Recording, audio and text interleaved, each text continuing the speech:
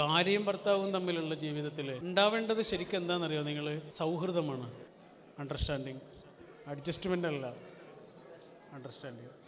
എന്ത് പറ്റിയാലും ഞാൻ കൂടെ ഉണ്ടോ, കരയല്ലേ എന്ന ഒറ്റ വാക്കിൻ്റെ തണുപ്പിൽ ഒരു രാത്രി മുഴുവൻ അവൾ മൂടിപ്പൊതിച്ച് കിടന്നുറങ്ങും. ഇതിൻ്റെ പേരെന്താണെന്നറിയോ? അണ്ടർസ്റ്റാൻഡിങ്. പ്രണയമൊന്നുമല്ല, അതൊക്കെ വെറുതെ പറയാം. പ്രണയത്തിനൊക്കെ ഒരു 2 ദിവസത്തെ ആയുസ്സുണ്ടാവും. സൗഹൃദം അങ്ങനെയല്ല, അത് എവർലാസ്റ്റിംഗ് ആയിരുന്നു. ചങ്ങാതിയോടുള്ള ബന്ധത്തിലുള്ള എന്തോ ഒന്ന് ഇവളോടുള്ള ബന്ധത്തിലില്ലാതെ പോയി. അതിൻ്റെ പേരാണെന്ത്? സൗഹൃദം.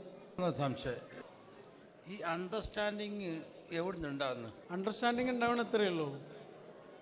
അയാളുടെ കണ്ണുകൊണ്ട് അയാളെ ഒന്ന് കാണാൻ നമ്മൾ ശ്രമിക്കലാണത്. ഇപ്പം ഞാൻ എൻ്റെ കണ്ണുകൊണ്ട് ആൾക്കാരെ നോക്കാൻ തുടങ്ങിയാൽ ആൾക്കാർക്ക് കുറേ കുഴപ്പങ്ങളുണ്ടാവും. മദർ തെരേസ പറയുന്നുണ്ട്, if you judge people you have no time to love them. നിങ്ങൾ മനുഷ്യന്മാരെ ജഡ്ജ് ചെയ്യാൻ നിന്നാൽ ചെറിയൊരു കുഴപ്പമുണ്ട്. എന്താണെന്നറിയോ?